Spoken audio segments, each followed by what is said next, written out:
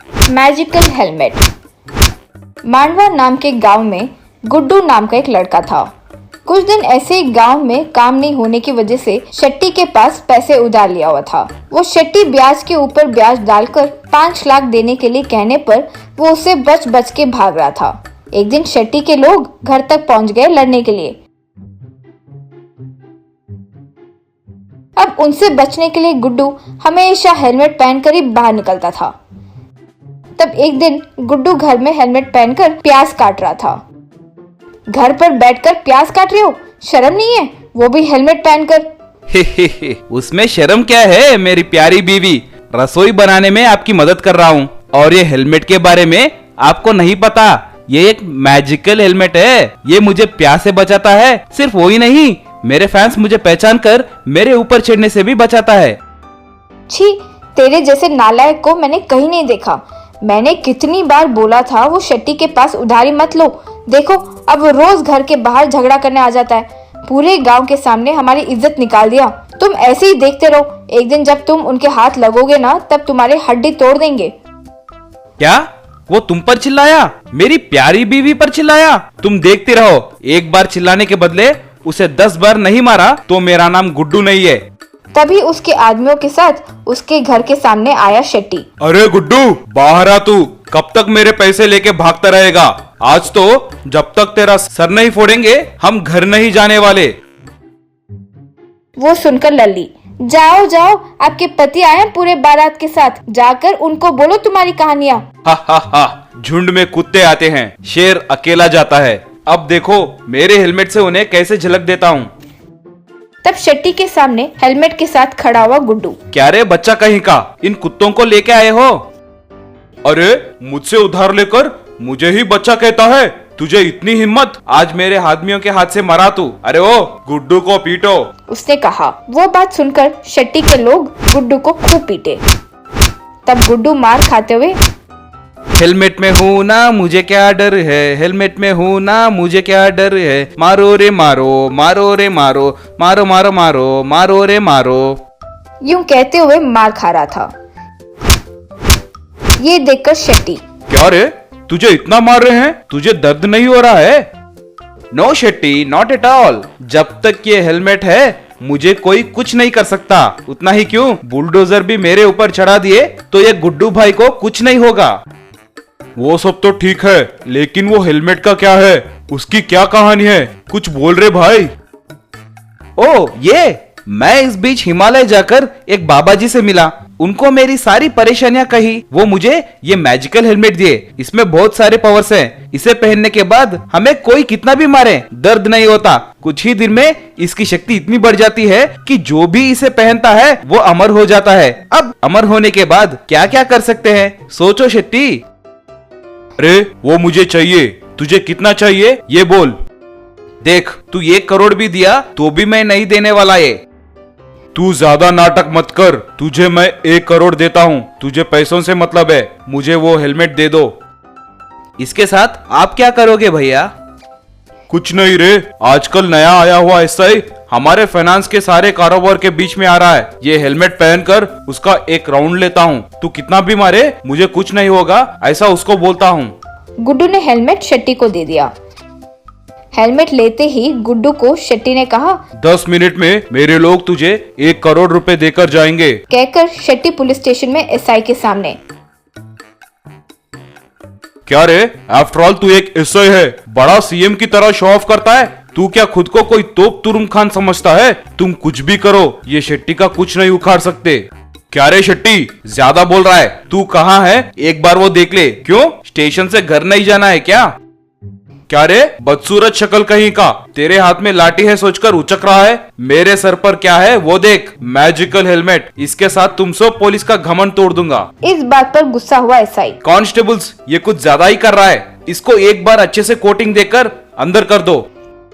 इसके बाद कांस्टेबल्स शेट्टी को बहुत पीट रहे थे। वो मार पड़ने पर शेट्टी, हेलमेट में हूँ ना मुझे क्या डर है, हेलमेट में हूँ तो मुझे क्या डर है, मारो रे मारो, मारो रे मारो, दम है तो मारो, लाठी टूटे तब तक मारो, हेलमेट में हूँ ना मुझे क्या डर है। ऐसे गाते जा रहा था। वो सुनकर एसआई ने गुस्से में कहा, हम इसे मार रहे हैं और ये कॉमेडी करते हुए सॉन्ग्स गा रहा है, इसको ऐसे ही मत छोड़ना, सब मिलकर इसका बर्ता बना दो। यह बात सुनकर कांस्टेबल्स शेट्टी को पागलों की तरह मारने लगे। अब तक सहन करता हुआ शेट्टी अब मार बर्दाश्त नहीं कर सका। बाप रे, गुड्डू ने मेरे साथ धोखा किया है। मारो, मुझे मारो, सर पर मारो। नहीं नहीं, मुझे मत मारो, मुझे मत मारो। अब पुलिस आकर शेट्टी को बहुत ज्यादा मार रहे थे। मार मार कर स्टेशन में ही फेंक दिए और गुड्डू उसके 1 करोड़ लेकर गांव छोड़कर खुशी खुशी चले गया।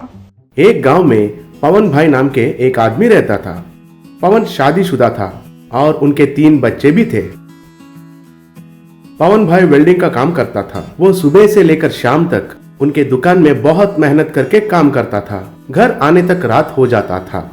बच्चे उनके लिए इंतजार करके थक के सो जाते थे।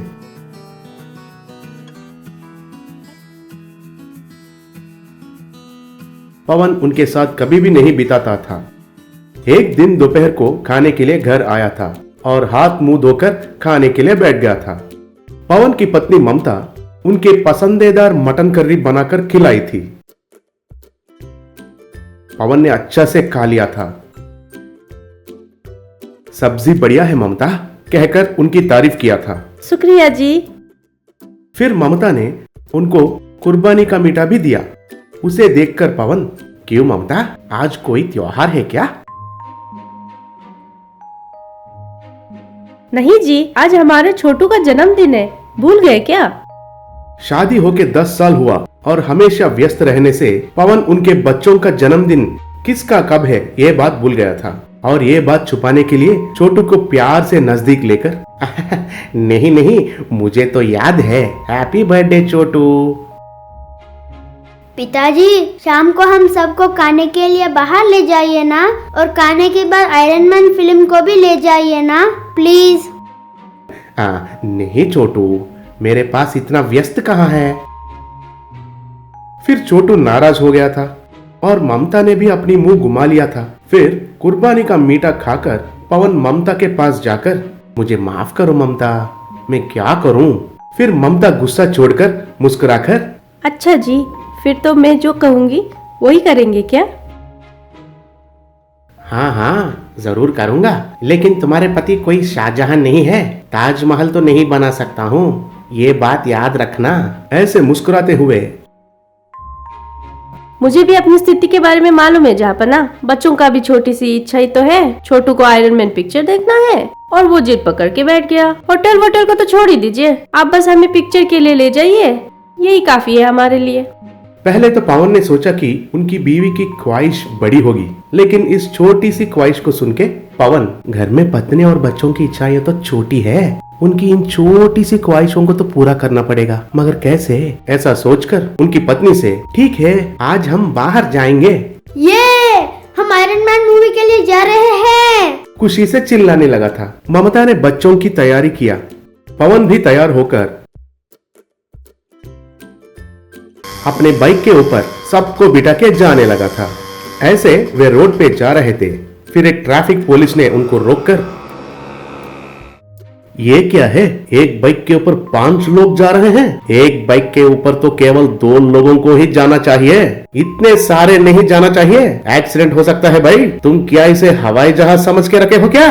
फिर उधर के सब लोग हंसने लगे थे। उनको देखकर पवन की पत्नी और बच्चे तो शर्म से मारे अपने सर झुकाए थे। अगले बार इतने सारों को ले गए तो तुम्हारे बाइक को सीज कर दूंगा, कहकर छोड़ दिया था। फिर सब लोग बाइक से उतरकर उसे धक्का देते हुए घर पहुंच गए थे। उनकी परिवार की खुशियों को नहीं पूरा करने की वजह से पवन बहुत दुखी हुआ था। अगले दिन पवन अपने दुकान में जाकर बहुत एकाग्रता से काम करके उनके बाइक को एक हवाई जहाज जैसा बदल दिया था।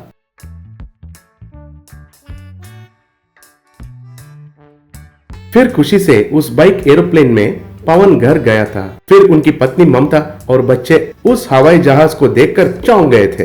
बाद में सब लोग खुशी से नाचने लगे थे। फिर बच्चे उस एरोप्लेन में चढ़कर खेलने लगे थे। आजू बाजू वाले आकर उस बाइक एरोप्लेन को अजीब सा देखने लगे थे। कुछ लोग तो उनके फोन में शूट करके सोशल नेटवर्क में डाल दिए थे। वो वीडियो अच्छा वायरल हो गया था और पवन को अच्छा नाम आ गया था। दुनिया भर के लोग आकर पवन को प्रशंसा करने लगे थे। उनका हंसी मजाक उड़ाने वाला ट्रैफिक पुलिस भी आकर पवन को प्रशंसा किया था। फिर पवन की पत्नी और बच्चे सर उठाकर खुशी हो गए थे। फिर उस बाइक एरोप्लेन में खेलते हुए छोटू के पास जाकर, बेटा तुम बड़ा होकर क्या बनोगे? मैं बड़े होकर पायलट बनूंगा अंकल। पवन और ममता बहुत खुशी हो गए थे।